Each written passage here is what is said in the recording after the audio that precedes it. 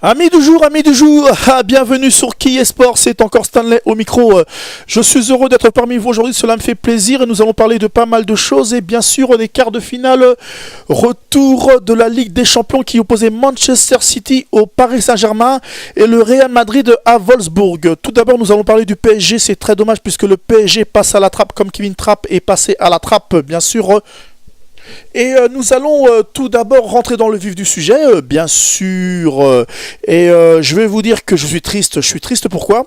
Puisque Paris a raté le coche. Paris a raté le coche pourquoi? Puisque Paris n'a pas joué sur ses valeurs, Paris n'a pas joué sur son ADN qui est le milieu de terrain, la possession de balle, qui est vraiment de dominer ce secteur, car tout part du milieu de terrain. Quand on joue à Paris, on le sait tous que des joueurs comme Verratti ou des joueurs comme Matuidi sont très importants. Or, des joueurs comme Matuidi et comme Verratti manquaient à l'appel. Et ce qui est triste, c'est qu'on n'a pas une autre alternative lorsque deux joueurs manquent à l'appel. C'est ça qui est grave, c'est ça qui est très grave. Lorsqu'on veut être un grand club, on se doit d'avoir plusieurs tactiques. Puisque chaque équipe contre laquelle on joue, chaque équipe est différente. D'autres ont des blocs équipes, d'autres fonctionnent par le pressing, d'autres fonctionnent par des talents, individuels. Et ce qui est dommage, c'est de voir que Paris est demeuré stérile, match aller comme match retour, que Paris ne trouvait pas la solution.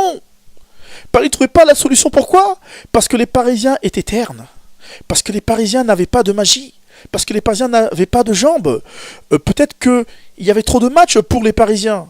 Peut-être que 60 matchs ou 70 matchs par an, peut-être que c'était trop. C'est vrai que souvent, quand on arrive en fin de saison, les équipes fatiguent et on sent souvent que même les grandes équipes sont empruntées. Mais ce que je voudrais dire, c'est que l'affaire Périscope, oh là là, mais elle aura bien cassé la dynamique. Hein. Elle aura bien cassé les jambes à cette affaire. Hein. Cette affaire aura bien jeté un trouble au sein de l'équipe. Hein. Et pour moi, Serge Aurier est une des causes, même si c'était pas sur le terrain, mais dans les inconsciences, ça joue. Ça joue pourquoi? Puisque lorsqu'on est une équipe, en fait, on est une espèce de famille. Voilà. Même si certains ne s'entendent pas, mais quand on est sur le terrain, on joue pour un bien commun. On se dit, voilà, on est dans une équipe, nous faisons un bloc et on est là pour gagner et on est là pour un but, car nous sommes des footballeurs professionnels ou nous sommes des sportifs professionnels. Ça, c'est vraiment dommage. Maintenant, la donne était simple. Paris devait gagner à Manchester City, soit par 1-0, soit 2-1, soit 3-0, ou soit faire match nul 3-3. Et Paris n'a même pas marqué un but. Et Paris s'est demeuré stérile. Moi j'ai dit aux gens, hein, il y a longtemps, si le Real Madrid laisse un joueur comme Di Maria, c'est que le Real Madrid sait pourquoi il laisse partir Di Maria. Voilà, maintenant c'est tout ce que j'avais à dire, quoi.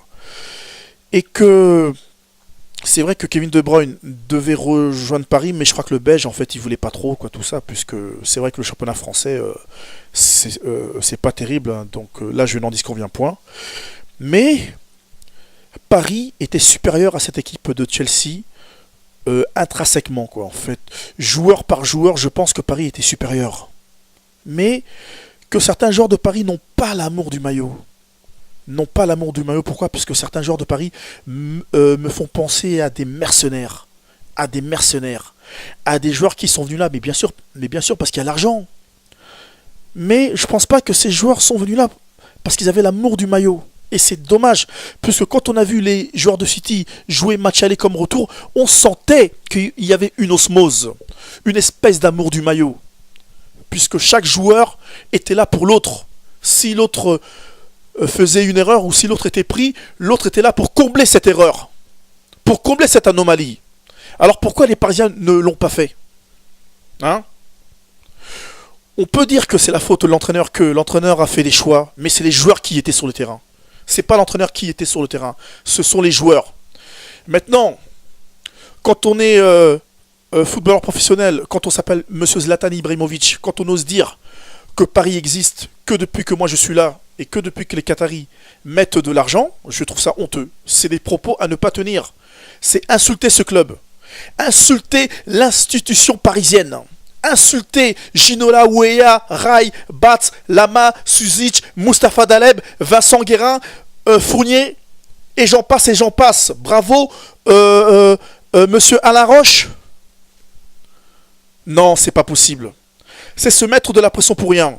Même si tu es un grand joueur, Zlatan, tu as amené Paris où tu devais l'emmener, mais je pense que l'an prochain, Paris doit penser à jouer autrement. Paris doit penser à te remercier et à jouer autrement parce que les 20 millions d'euros que tu prends, par an, je pense que c'est nettement suffisant. Maintenant, je souhaite bonne chance à cette équipe de Paris et que Paris va grandir. Paris va grandir, oui, car Paris doit grandir pour arriver et pour atteindre son but. Et je dis rendez-vous l'an prochain et que l'an prochain il y ait au moins les demi-finales. Maintenant, nous allons parler du second match qui opposait le Real Madrid à Wolfsburg. Le Real a perdu le match aller 0-2. Et la donne était simple. Le Real devait faire une remontada. C'est-à-dire le Real devait marquer 3 buts pour se qualifier. Et le Real l'a fait. Le Real l'a fait à Santiago Bernabéu, dans ce temple du football. Dans la capitale de l'Espagne, à Madrid. Les Merengues l'ont fait. Un hat-trick de monsieur Cristiano Ronaldo. Un hat-trick. Cela est magique. Car ils l'ont fait. Et c'est pas la première fois que le Real le fait. Car le Real l'a déjà fait par le passé. C'est l'ADN des grands clubs. C'est la différence entre un Ronaldo et un Zlatan Ibrahimovic. Voilà. C'est la grande différence. Maintenant, le conseil que j'ai à donner à cette équipe de Madrid, c'est de ne pas refaire la même connerie en demi-finale. Car les demi-finales s'annoncent très chaud et que on tombe contre le Bayern, le Barça, ou contre l'Atlético de Madrid, ou contre Benfica, je pense que si on commet la même erreur qu'au match aller, ça ne pardonnera pas. Donc attention, be careful, attention. Maintenant, je vous remercie de m'avoir écouté, c'était Stanley. On va regarder les 3 buts de monsieur Cristiano Ronaldo, juste pour la beauté du sport, pour la beauté du football. Et je vous dis, moi, à demain pour la deuxième partie de Qui est Sport. Merci beaucoup. Au revoir, amis du jour, et beaucoup d'amour dans vos foyers et chez vous. Au revoir, à bientôt. La pegada de Arnold, corre Draxler, aparece Carvajal, va Carvajal, el rebote en Arnold, Carvajal al medio, Cristiano, gol, gol, gol.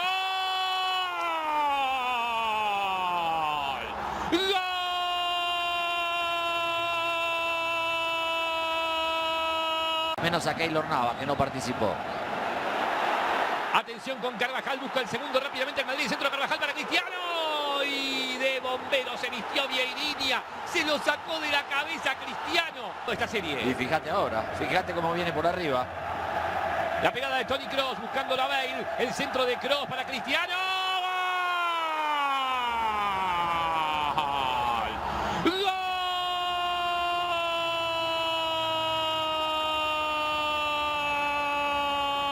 Profundizar el Wolfsburg, lo hace con Bruno Enrique, va Vieirinha, lo dejan jugar al Wolfsburg, cuidado, Luis Gustavo que le puede pegar, se anima Luis Gustavo, manos salvadoras de Keylor Navas, cobrado por Luis Gustavo, la apertura es con Schürrle, no se le escapó a Schürrle, vale, juegue, vale, hasta el fondo Schürrle, centro de Schürrle, bueno, ahí está Bruno Enrique, tapado por Ramos, voló Keylor, se demoró un poco Bruno Enrique, no decías, pero con el Madrid con la pelota y con Benzema. Va corriendo Modric a la espalda de Rodríguez, el centro de Modric, Chiquilla lo vi, Benaglio, casi gol en contra. La puede aprovechar. El centro pasado, entraba Ramos, Benaglio ya lo gritaban en la Casa Blanca, palo y a la bolsa de goles, quiere llevarse el balón, ahí está Cristiano Ronaldo.